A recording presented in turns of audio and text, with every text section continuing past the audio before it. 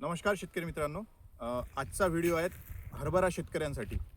तर मी आशिष डुमने IPL बायोलॉजिकलच्या वतीने आपलं स्वागत करतो. आणि मी हरभरा पिकामध्ये आहोत. बघता येईल इथे छान असा ड्रिपवर शेतकऱ्यांनी हरभरा केलेला आहे.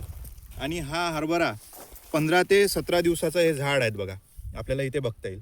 तर शेतकरी मित्रांनो, आपण ह्या अवस्थेमध्ये हरभऱ्याचे जे फुटवे होण्यासाठी आपण या अवस्थेमध्ये एक प्रॅक्टिस असते हरभऱ्यामध्ये, ते म्हणजे शेंडे खोडणी. तर आपण इथे अशा प्रकारचे शेंडे खोडू शकतो. हे बघा, इथे प्रत्येक असा शेंडा आपण खोडू शकतो मजुराच्या साह्याने. अशा प्रकारे शेंडे खोडू शकतो. शेंडे खोडल्यानंतर हिला भरपूर प्रमाणात ब्रँचिंग चालू होतं. पण एक गोष्ट आहे जी आपल्याला शेंडे खोडल्यानंतर आपल्याला इथे लक्षात ठेवायची आहे. जेव्हा आपण शेंडे खोडतो तेव्हा इथे इजा होतं झाडाला, मेन झाडाला इजा होतं. त्यावेळेस इथून जे आहेत, ज्या शत्रू बुरशी आहेत, इथून शिरकाव करू शकतो आणि चण्यावर आपल्याला बुरशीजन्य रोगाचा इथे प्रादुर्भाव तुम्हाला दिसू शकतो. तर शेतकरी मित्रांनो, आपण काय करायचं आहे की शेंडे खोडणं झाल्यानंतर लगेच आपल्याला जैविक बुरशीनाशकाची फवारणी करायची आहे.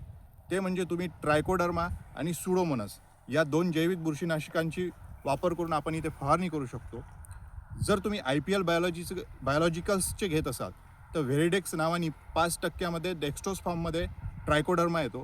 तो प्रति पंपाला 25 ग्रॅम घ्यायचा आहे. आणि स्पोरिडेक्स नावानी सुडोमोनास येतो, तो पण 5% डेक्स्ट्रोज फॉर्ममध्ये आहे आणि इन्स्टंट रिझल्ट मिळतं. तो पण प्रति पंपाला 25 ग्रॅम घ्यायचा आहे. आणि पूर्ण हरभऱ्यावर शेंडे खोडणी झाल्यानंतर आपल्याला फवारणी करायची आहे. त्यामुळे आपल्याला ज्या शेंडे खोडतो त्या जो इजा होतो त्यातून बुरशीजन्य रोगाचा प्रसार होणार नाही आणि आपल्याला उत्पन्न पण चांगलं मिळेल. आणि शेंडे खोडणी या प्रॅक्टिसमुळे आपले ब्रँचिंग जास्त होतं आणि आपल्या उत्पन्नात मोठ्या प्रमाणात तुम्हाला वाढ दिसून येणार. धन्यवाद.